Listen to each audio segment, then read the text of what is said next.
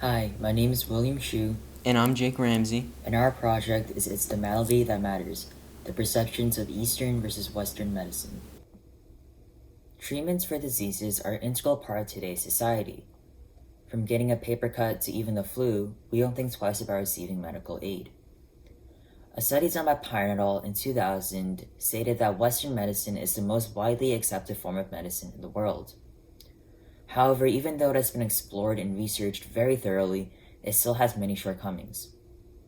For example, the same study done by Pyron revealed that 63% of mortalities worldwide are due to chronic diseases, which are untreatable through Western means. However, the study done by Pyron, as well as another study done by Fawn et al. In 2018, stated that there are other forms of medicine, such as Eastern medicine, which show potential in offering treatments for these types of diseases. But even though Eastern medicine has been around for thousands of years, it still has not been explored nearly as thoroughly as Western medicine. This led us to wonder how people perceived Eastern medicine in comparison to Western medicine. Are people open-minded to it? Does race play a role in these perceptions? Our project sought to answer these questions by specifically focusing on the perceptions of Eastern versus Western medicine and the aspects of effectiveness and trustworthiness. When finding our background literature, we first sought to find the key differences between Eastern and Western medicine. We found that Western medicine sees organisms as a collection of molecules and uses a cause and effect oriented approach to treatment. Western medical treatments are more man-made and drug-related.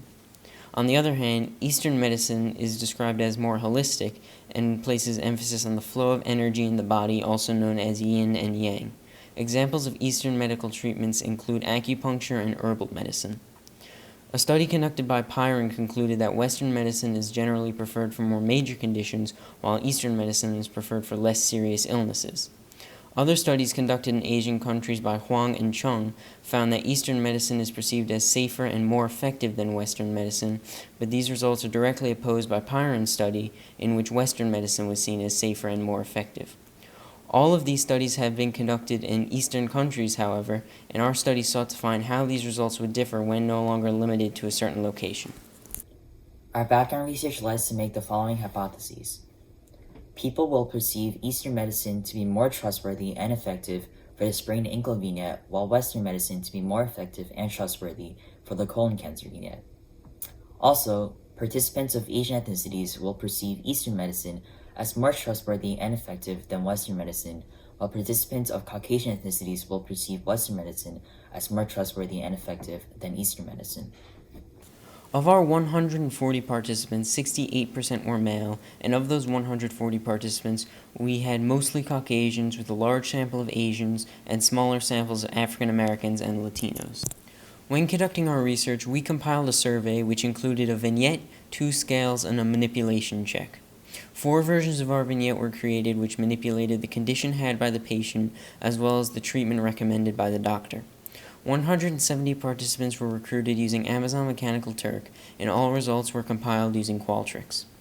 Our participants were randomly assigned to one of our 4 vignette conditions. Of our 170 participants, 140 of them passed our manipulation check. Figures 3 through 6 show our 4 vignette conditions, which manipulated the illness as well as the treatment type recommended by the doctor. Illnesses varied between more and less severe conditions, and treatment types varied between Eastern and Western medical treatments. The 2 scales included in our survey measured perceived trustworthiness and perceived effectiveness. Our perceived trustworthiness scale had a Cronbach's alpha value of 0.85, containing 7 items based on a 7-point Likert type scale. Our perceived effectiveness scale had a Cronbach's alpha value of 0.7 and contained 4 items based on a 7-point Likert type scale. We ran 2 ANOVAs to see the relationship between the medical condition and treatment type on participant perceptions in terms of effectiveness and trustworthiness. Our test revealed that there was a significant main effect in which overall Western medicine was perceived as more effective and trustworthy than Eastern medicine. We also found that there was a significant interaction in which, although Western medicine was perceived as more effective and trustworthy than Eastern medicine for treating cancer, the 2 forms of treatments were perceived about equally for treating sprains. Overall, this only partly supported our hypothesis, as although Western medicine was perceived higher than Eastern medicine for treating cancer, the Eastern medicine was not perceived higher than Western medicine for treating sprains. We ran 2 more two-way ANOVAs to see the relationship between race and treatment type on participant perceptions in terms of effectiveness and trustworthiness. Our test revealed that there's a significant main effect in which overall participants of Asian ethnicities perceived both types of treatments higher than participants of Caucasian ethnicities. We also found that there's a significant interaction in which participants of Caucasian ethnicities perceived Western medicine to be more effective and trustworthy than Eastern medicine, while participants of Asian ethnicities perceived the 2 forms of treatment about equally. Overall, this only partly supported our hypothesis, as although participants of Caucasian ethnicities perceived Western medicine higher than Eastern medicine, participants of Asian ethnicities did not perceive Eastern medicine as higher than Western medicine. In terms of continuation of our study, a wider range of diseases or treatment types could be included in the vignettes given to participants. Further study could manipulate the ethnicity of the doctor or patient described, could manipulate the education level of the doctor described, or could manipulate the location of the patient as in their country of residency.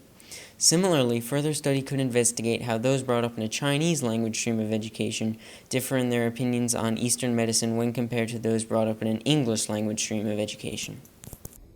Our study found that in general, participants perceive Western medicine to be more effective and trustworthy than Eastern medicine for treating cancer, while perceiving the 2 forms of treatment about equally for treating sprains. Furthermore, we found that while participants of Asian ethnicities perceived the 2 forms of treatment about equally effective and trustworthy, participants of Caucasian ethnicities perceive Western medicine to be more effective and trustworthy than Eastern medicine. However, we have found significant background research that has shown that Eastern medicine has potential in offering treatments for certain diseases that are untreatable through Western means. As a result, our findings suggest that there's a need to better educate people and inform them about the possible benefits of using Eastern medicine. Thank you for listening to our presentation.